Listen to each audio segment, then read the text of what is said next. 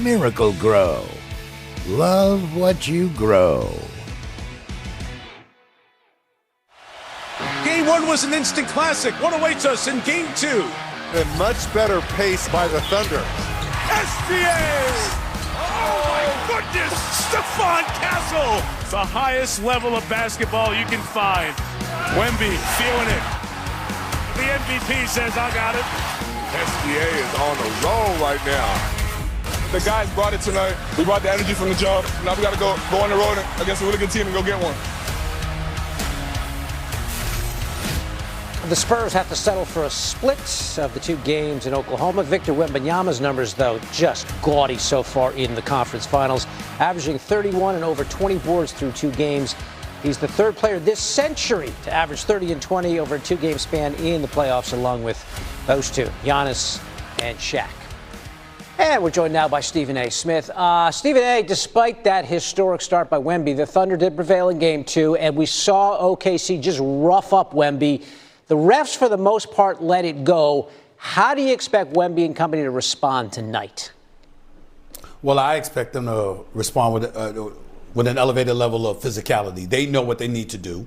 They're going to have to be physical. They're going to have to deal with Oklahoma City Thunder being physical. It'll be interesting to see how the refs call the game, because you can imagine that they're going to hamper Wemby 2 games in a row, that they're not going to look out for him in some capacity. But the other thing San Antonio has to do is stop turning the ball over. They've got 44 turnovers in this series.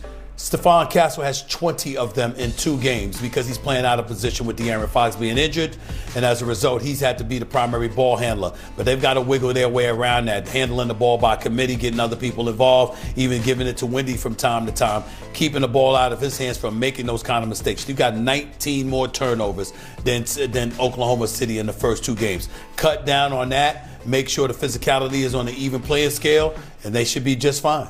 Yeah, Thunder are a really bad team to be missing some ball handlers against, that's for sure. And what we were talking about, injuries here, Stephen A. We got J-Dub, again, they're going to monitor him, but he might not go. And same for Dylan Harper, a game-time decision. Which one is more significant to their team's success? I think it's Harper. And the reason why I think it's Harper is not just because he's a sensational rookie. Ron Harper is somewhere very, very proud watching his son do his thing. But I think the biggest thing about it, the first game, 24, 11, and 7, you got to look at it from that standpoint, know what he brings to the table. The other side to that is that, again, they're bereft of ball handlers. They've got shooters. They've got defenders. They've got athletes. They've got all of these things except a point guard, because De'Aaron Fox has been out with the high ankle strain. So to lose Harper as well as not have De'Aaron Fox, that's a tremendous, tremendous blow against a piranha-style defense like the Oklahoma City Thunder. You can't afford to lose primary ball handlers. San Antonio just lose one of them. It looks like they're going to have to be without 2 of them. That is not a good position to be in if you're the San Antonio Spurs going up against this team. Anybody else, not that big of a deal. This team, it's a bad thing. All right, so if I'm picking up on what you're saying, it sounds like you favor the Thunder in this one in San Antonio tonight? I do favor them. If both De'Aaron Fox and Dylan Harper are going to be out for this game, then you don't have a primary ball handler, and that's going to be a problem. Now, San Antonio's going to ride the momentum. Both games have been tough. We know they've got the ability to win this game, but the flip side to it is that you could easily lose it if you're turning the ball over, which is what Oklahoma City forces you to do. They've got hands everywhere. They're like octopuses. I mean, they're all everywhere. It's like every guy got 8 hands. Every time you go up with your arm, but the ball ain't with you. It's crazy. So you know this kind of defense they play, and you're going to have to neutralize them to some degree, and that's cutting down on the turnovers and being able to attack the basket, whether it's from the perimeter or inside, with efficiency, not turning the ball over. And without your 2 primary ball handlers and point guards, you don't have anybody to protect the basketball. That's a bad position to be in if you're OKC. We have had 2 excellent games. Against OKC. I get you. We have had 2 excellent games so far. Can't wait for Game 3. Stephen A. getting... Game 3 of the Western Conference Finals is tonight, with the series tied at 1 game apiece. Led by Victor Wembanyama's 41-point, 24-rebound performance, the Spurs took Game 1 in a double OT instant classic.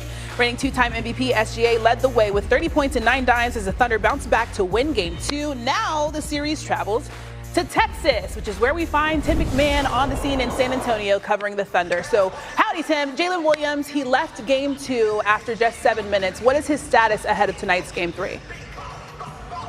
Howdy, Christine. They've got him listed as questionable with left hamstring soreness. They are saying soreness, not a strain. He did get an MRI. They're leaving open the possibility of him being able to play tonight.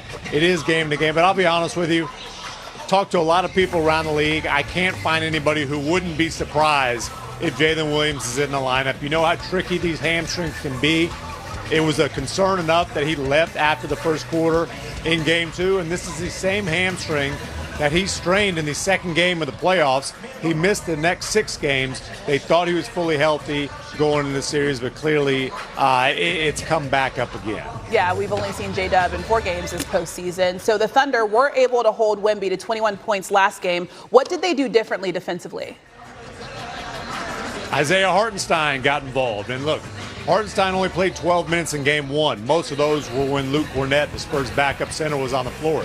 He barely guarded Wemby at all. They decided to go with wings like Alex Caruso, Jalen Williams, Lou Dort. It didn't work. Let's be honest, Wemby was completely dominant in Game 1. Hartenstein got that primary assignment. Look, he's not as tall as Wemby, but he's tall. He can be physical. He can just expend all kinds of energy, make him have to really work on the other end. Isaiah Hartenstein had 8 offensive rebounds. 5 of those were in the fourth quarter when Wemby might have been a little bit fatigued. The main thing he did was he kept Wemby from just completely owning the paint offensively. His points in the paint went down from 26 to 10 in Game 2. Free throw attempts from 13 to 3. All right, the Thunder have not lost on the road this postseason. We'll see if they can keep that streak going. Tim McMahon, live from San Antonio. Thanks, Tim. Let's talk some more about Victor, who has played in 86 minutes through 2 games. That's the most in any 2-game span in his career. When Wemby's on the court, the Spurs are plus 17. However, the Thunder have dominated the non-Wemby minutes, outscoring the Spurs by 19 in just 20 minutes. Also on the scene on that same court, in fact, in San Antonio, is our NBA reporter, Michael C. Wright, covering the Spurs. So, Michael, what are the Spurs and Wemby saying about bouncing back after that Game 2 loss? Well, it's all about helping one another. Let's start with Stephon Castle. Stephon Castle, he's got 20 turnovers over the first 2 games of this series. Now, that is the most in postseason history in a 2-game span since the tracking era. So one of the things the Spurs said that they can do is set a lot more ball screens for Stephon Castle, alleviate some of the pressure off of him, and also have some other guys bring the ball up the floor to help out Stephon Castle. Another thing they want to do is they want to help Wembanyama. They want to hit back, is what Julian Champagnie said this morning at shoot-around. Look, every time that Victor is involved in a play, they're pulling at his jersey, they're grabbing at him, they're pulling on his arm when he jumps. Well, guess what? The Spurs say they need to do that kind of thing. They need to see what they can get away with in terms of physicality, because clearly Oklahoma City is doing it too. All right, we'll see if they're at full strength to accomplish those means, because some significant injuries on that side. You got Dylan Harper and De'Aaron Fox. Let's start with Harper, Michael. What's going on with him? Well, Dylan Harper had an MRI on his right leg yesterday, and it turns out he's got a little bit of a right adductor injury. Now, the thought at first was that it might be a hamstring, so that's sort of a relief. Dylan will come out tonight. He'll do his pregame warm-up, and then they'll make a decision about how they'll proceed with him. He'll be one of the first players out tonight for the Spurs, so we should know pretty soon about his status. And as far as Fox goes, he originally injured his ankle in Game 4 of the Western Conference semis. He played in Game 5 and Game 6, but it got progressively worse, so they had to hold him out of Games 1 and 2. Fox, same thing with him, game time decision. He will go through his pregame warm-up, and the club will make a decision based on how he feels there. Okay, so some question marks going up into game time and tip-off. The Spurs 8-4, by the way, without Fox this season, including the postseason. Michael giving us the very latest from San Antonio. And straight ahead, Stephen A. Smith joins the show to weigh in on if J-Dub or Dylan Harper's injury is more significant to their team's success. You could be